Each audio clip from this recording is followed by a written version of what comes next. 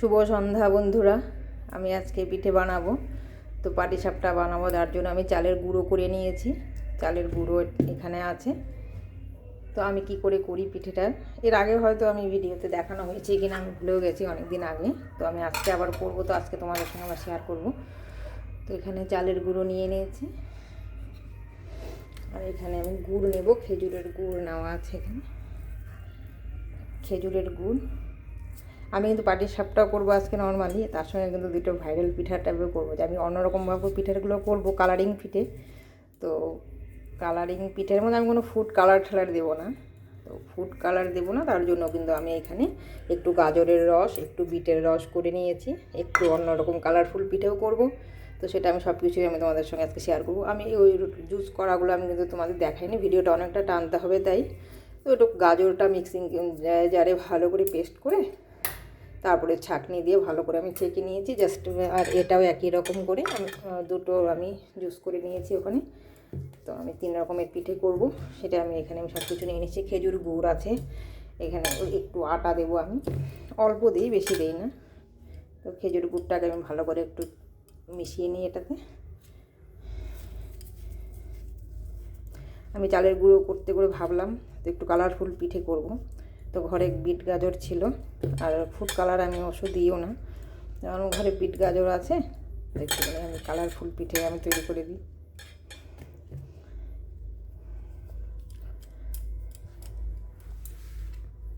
আসলে ক্যামেরাটা একা ধরছি তো একটু হয়তো অন্যরকম লাগবে। এখানে আমি অল্প পিঠের মধ্যে আমি অল্প লবণ দিই, বেশি না, একদম স্লাইট অল্প।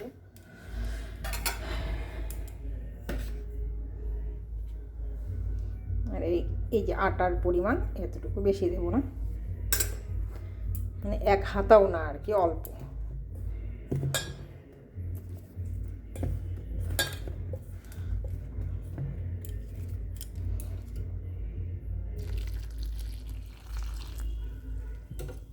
এটা আমি হাত দিয়েই করছি, কারণ গুড়টা না হলে দলা দলা হয়ে যাবে, সেজন্য আমি এটাকে আমি হাত দিয়েই গুলিয়ে নেব।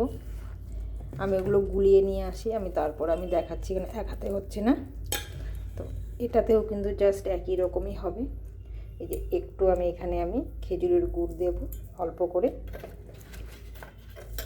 জাস্ট অল্প অল্প করে কিন্তু আমি এখানে খেজুরের গুড় দিয়ে দেব। এখানেও আমি অল্প 1 ছিটে এখানে একটু, আর এখানে একটু 1 ছিটে আমি লবণ দিয়ে দিচ্ছি। অল্প একই রকমই হবে সব। এখানেও একটু আটা, আর এটাতেও একটু আটা দেব। ব্যাস, এখন আমি এখানে চালের গুঁড়ো করেছি না, সেই চালের গুঁড়োটা আমি এখন দেব।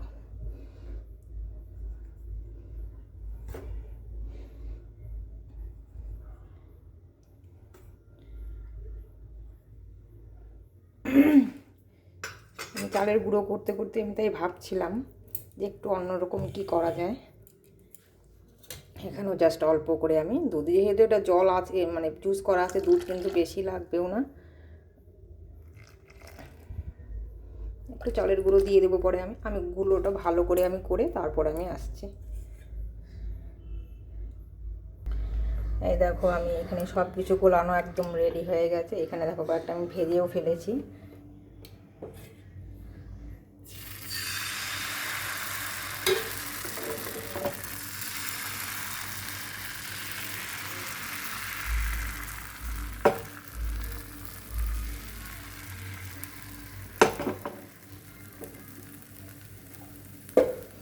এই হলো ক্ষীর, এইটা আমি আগের দিনই জাল করে রেখে দিয়েছিলাম।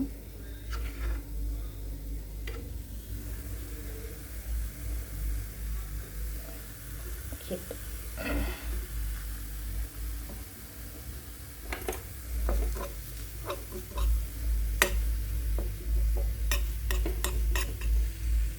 আমি আমার খুন্তি দিয়ে হয় না, তো আমি ছোটো পাতলা চামচ নিয়ে নিয়েছি।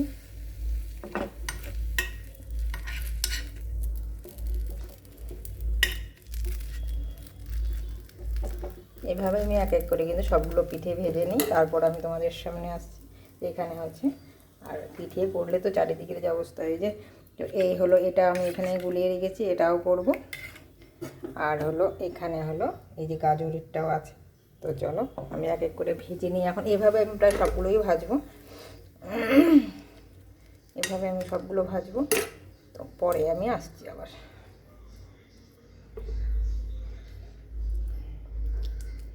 ক্ষীরটা একটু নরম করেই জাল করেছিলাম।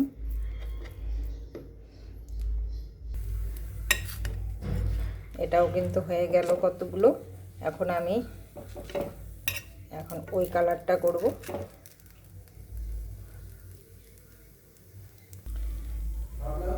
এই হয়ে গেল আমার গাজরের পিঠে, কিন্তু গাজরটার কালারটা কিন্তু সেরকম আসেনি। গাজরের কালারটা কিন্তু আসেনি, নাকি লাইটের জন্য আসছে না।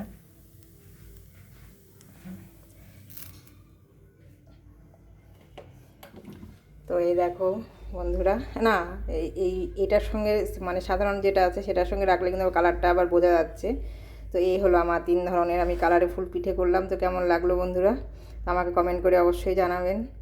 আর ফেসবুক থেকে দেখলে আমার পেজটাকে ফলো করে রাখবেন, আর ইউটিউব চ্যানেল থেকে দেখলে সাবস্ক্রাইব করে আমার পাশে থাকবেন। আমি অন্যদিন আবার নতুন নতুন ভিডিও নিয়ে আপনাদের সঙ্গে আসবো। আজকে আমি এখানেই শেষ করছি, কারণ এখানে আরও অনেকগুলো পিঠে ভাজতে হবে। আমি এর জন্য ভিডিওটাকে টানলাম না। তো কেমন লাগলো আমার এই কালারফুল পাটি সাপটা। আপনারা সকলেই ভালো থাকবেন, সুস্থ থাকবেন। আমি আজকে এখানেই শেষ করছি। নমস্কার।